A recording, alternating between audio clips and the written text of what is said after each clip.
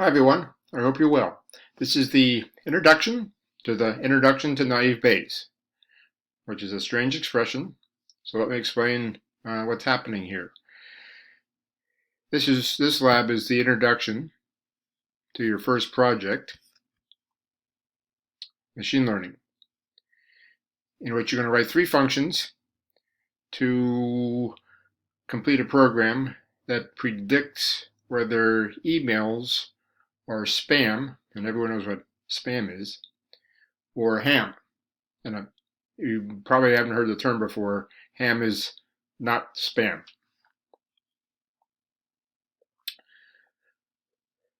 So that program uses machine learning, which is an umbrella term for a number of techniques for machine learning programs. The technique we'll be using is called naive Bayes. What this technique does is to compute the probabilities of competing hypotheses for the project. The competing hypotheses are that a given email is ham. That's one hypothesis. The second hypothesis is a given email is spam. So naive Bayes computes those 2 probabilities, and then whichever probability is higher, that's the prediction that's made. So examples of other competing hypotheses that we'll be looking at in this lab are that a given person is cancer-free or a given person has cancer. So that's one set of competing hypotheses. Second set of competing hypotheses is that a given person will be happiest with an I-100 exercise monitor compared against the probability that a given person will be happiest with an I-500 monitor. The naive Bayes technique uses data to compute prior and conditional probabilities. So if you've been wondering why we've been doing all this work with computing various types of probabilities, now you know. It's all led up to the machine learning project. Okay, so if you haven't done so already, look through Chapter 6, the Programmer's Guide to Data Mining. It's up at the top with the textbooks material in Canvas. This is How Companies Learn Your Secrets. I'll just give a teaser here. Is an interesting New York Times article that looks at Target's campaign to identify pregnant women for a competitive advantage. And this article perhaps highlights some of the gray areas with respect to the use of machine learning in an ethical sense. Okay, so this is the introduction. Let's get to that. Okay, so let's review computing prior and conditional probabilities with counting. So let's start with what's the probability of a person owning a Mac? So in the denominator here for this prior probability, we're including all of the rows from this table. So the denominator is just how many rows, how many people there are. So 1, 2, 3, 4, 5, 6, 7, 8, 9, 10. 10. So we have 10 in the denominator. The numerator will be the number of people who own Macs. 1, 2, 3, 4, 5, 6. Okay, so the probability of a person owning a Mac we would say would be 6/10. Moving on to the conditional probability. What's the probability that a person owns a Mac given that they own an iPhone? Think about how to compute that probability.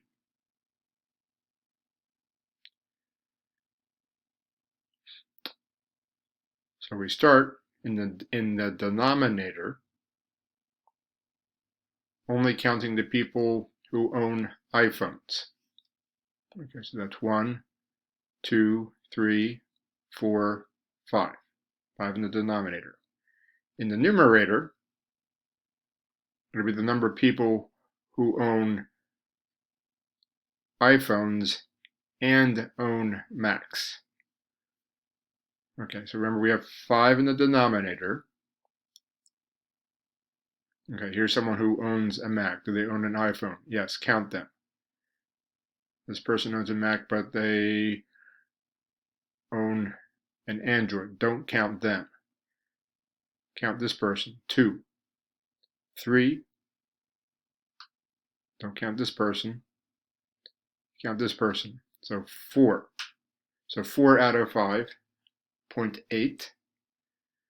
So the probability of a person owning a Mac, given that they own an iPhone, 0.8, is higher than the probability that a person owns a Mac. That maybe makes sense, because you might think if a person owns an iPhone, they're more likely to buy into the Apple ecosystem. Okay, some other examples. Okay, the probability that the zip code, the person, has to read this, the probability the person lives in the zip code 88005, given that the person did not buy Sencha tea. Okay, let's start with how many people did not buy Sencha tea. 1, 2, 3, 4, 5. Okay, so 5. We have 5 in the denominator. Okay, how many people who live in 88005 did not buy Sencha tea? Don't count this person, right? We're counting the people who did not buy Sencha tea. Okay, so 1. Don't count this person. 2. Okay, so 2 out of 5. Right, 0.4.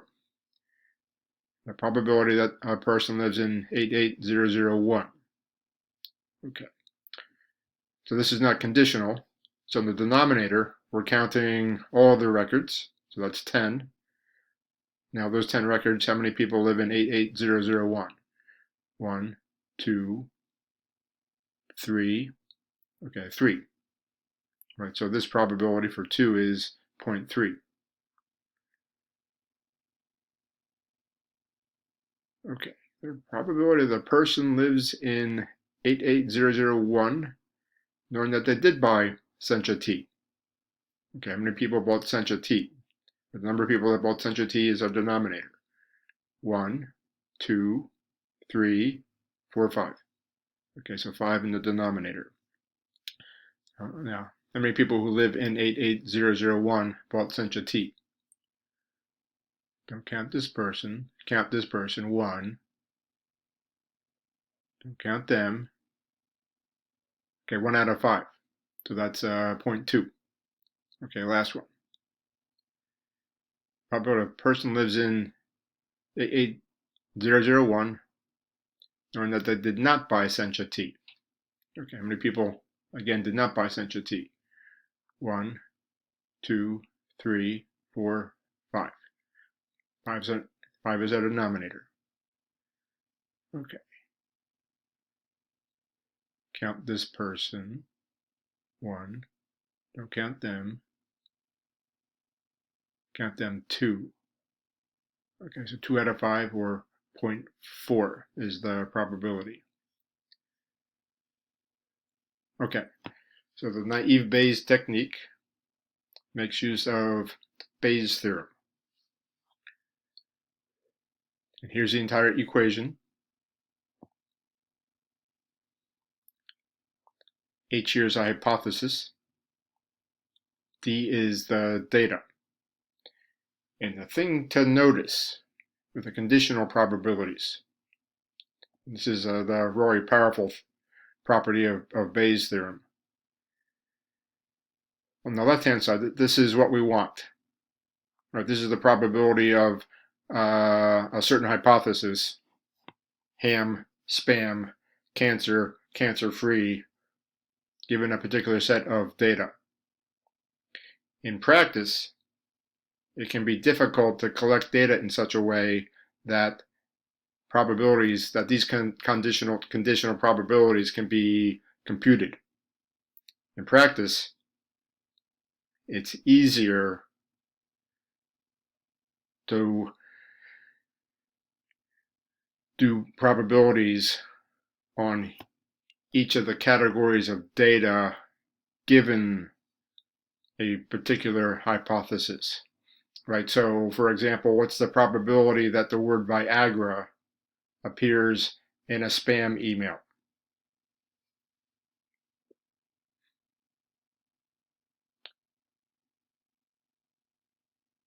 Okay, and you can see in order to go from the left-hand side to the right-hand side, we need both a conditional probability and a prior probability. So that's why we've been learning about both types.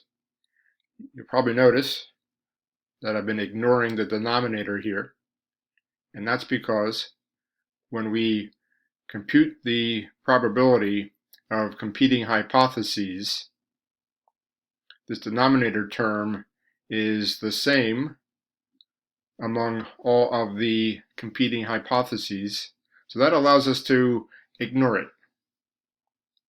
It's only the numerator that differs for the competing hypotheses. So that's what we compute and what we compare. And again, the competing hypothesis with the highest probability that'll be our prediction. Okay, so let's start with an example. So this is a cancer computation. Okay, a particular form of cancer occurs in 0.8%. So these percentages, remember, need to be converted to probabilities. So divide each probability by 100. Right, so this percentage converted to a probability is 0.008. Okay. So the probability of a positive test for cancer is 0.98 if the person has cancer. The probability of a negative test result if the person is cancer-free is 0.97. All right, why don't you pause the video here and try to compute, right, using these probabilities, try to compute these probabilities. And let me give you a hint. These probabilities pair up in ways that the pairs add to 1. Right, so the probability that a person has cancer plus the probability that a person is cancer-free add up to 1. The probability that a person tests positive for cancer, given that they have cancer, plus the probability that a person tests negative for cancer, given that they have cancer, these two add up to 1. Right, so 3 and 5 add to 1. 4 and 6 add to 1. Okay, so why don't you pause the video here and try to compute the probabilities.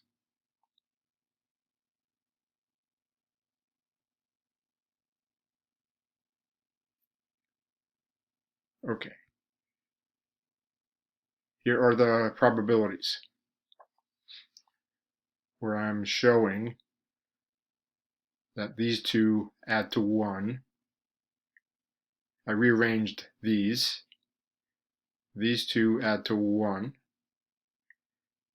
This is what we call a false negative. Right, a person received a negative test result that they were cancer-free, even though they had cancer. That's bad news because the cancer was missed. This is a false positive. A person received a positive test result that they did have cancer, yet they are cancer-free. Let's go back to the next part. Okay. So these are the conditional probabilities for the two hypotheses. The probability that a person has cancer, given that they had a positive test result. Probability that a person is cancer-free, given that they had a positive test result. Okay, so let's see how we do that with Bayes' theorem. So the left-hand side is the left-hand side of Bayes' theorem. And this right-hand side corresponds to the right-hand side of Bayes' theorem. Right, so look what we did. When you use Bayes' theorem, you start with a conditional probability and then swap, right, the cancer, which is before the vertical bar, is moved after, right, so the hypothesis moves after, the data moves before. And then that gets multiplied by the prior probability of the hypothesis. Right, and then we just plug in the numbers. Right, so the probability that a person has cancer, given a positive test result, is this. The probability that a person does not have cancer, given that they had a positive test result, is this. We can normalize these numbers so that they add up to 1. This is the equation for doing so. We take each number and divide it by the sum of the numbers. So the probability that a person has cancer, given that they had a positive test result, can be normalized to 0.21. And then given that these two probabilities have to add up to 1, the probability that a person does not have cancer, given that they had a positive test result, is 0.79.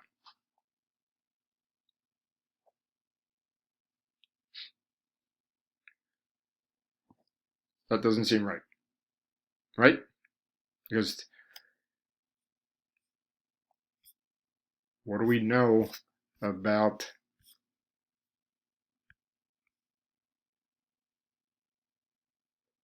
the test here is 98% accurate. So what's going on? Okay, let's do some counting. Consider a population of 1 million people. We know that 992,000 of them are cancer-free. How do we know that? That comes from applying this, which gave us the probability of being cancer-free is 0.992. Okay, applying that to 1 million people, 992,000 of them are cancer-free. Of these cancer-free people, we know 3% of them test positive for cancer. So there's many of them. The 8,000 people who have cancer, here's the accuracy of the test. 98% of them test positive for cancer, or this many. All right, so that's, you're thinking about this at the level of people, why these two probabilities are the way they are. And it has to do with, there are just so few people who have cancer against so many people who do not have cancer, yet we have this false positives, right? These are all false positives. I think that's the end. Okay.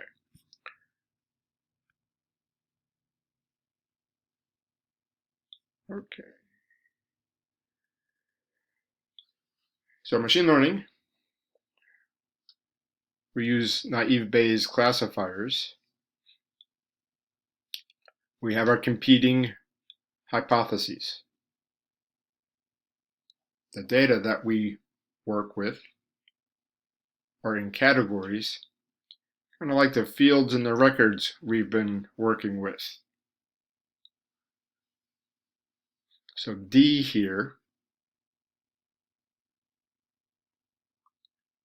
could be a number of categories, and that's represented by D1, D2, all through DM here.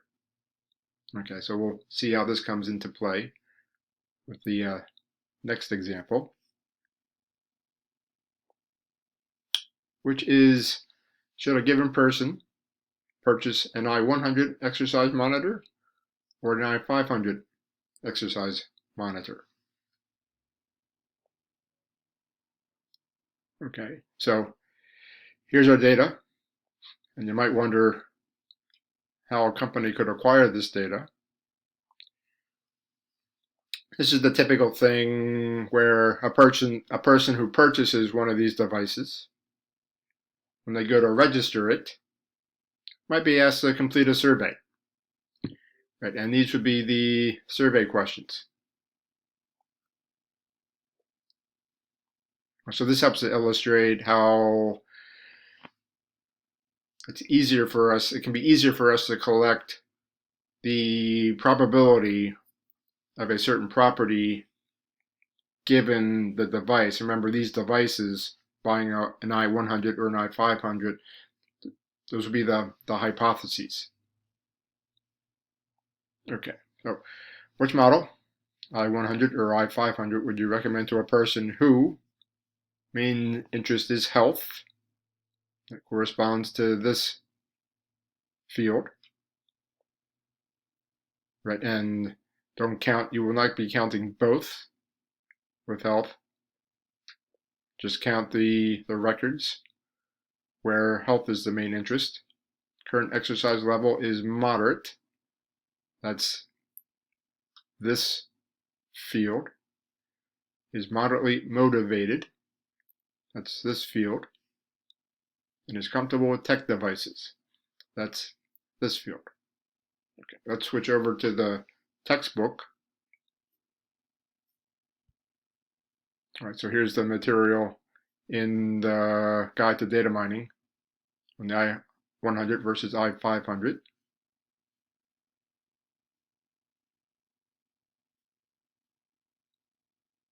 All right, so here's our starting point. So we want to compute these two probabilities. What's the probability? Our hypotheses are the person will be happier with an i100 or the person will be happier with an i500. So what's the probability that a person will be happy with an i100 given that these are their four interests? And then compare that to the probability of a person will be happier with an i500 given the same four interests. First thing we do is use Bayes' theorem to flip the hypothesis and the properties. So for the i100, here's the original equation. Using Bayes' theorem, it becomes this. Note that the condition in the first four probabilities are all that the person purchases an i100. That allows us to bring this table into play.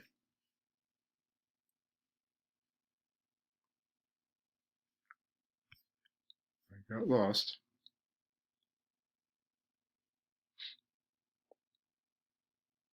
And then to the left of the vertical bar are the properties. And the fifth probability is the prior probability that a person bought an I-100. Okay. So we just use counting to count each of these. It's easier if this table, it's a little easier if this table is sorted. So I went ahead and did that for you. You can look at this table when you work on the lab. Okay. So let's look at a couple of these. So what's the probability the person bought health, or the probability that the person's reason was health, given that they bought an I-100? You can see that the answer is 1 out of 6. Why 1 out of 6? Okay. So in the table, 6 people bought I-100s. Only one of them was health the reason. Okay.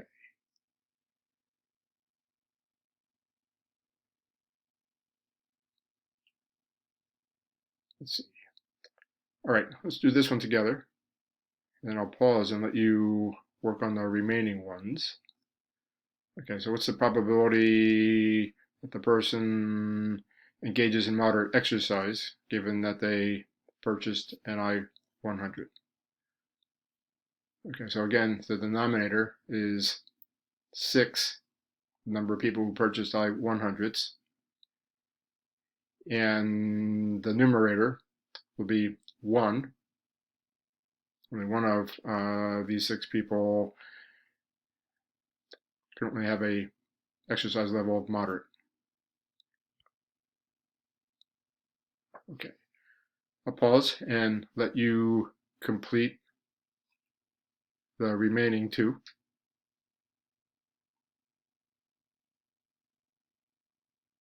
Okay, let's move on. Let's talk about why this probability, the prior probability of a person purchasing the I-100 is 6 out of 15. Because it's a prior probability, the numerator is the number of persons who bought an I-100, that's 6, divided by the number of persons, or the number of records. Okay, so 6, 7, 8, 9, 10, 11, 12, 13, 14, 15. Okay, so 6 out of 15 there.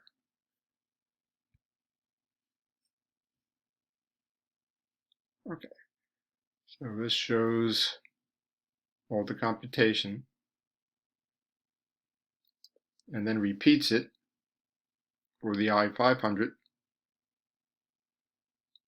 You see that the probability that this given person with these interests, probability that they'll be happy with an I-500 is higher. So the salesperson would recommend the I-500 over the I-100.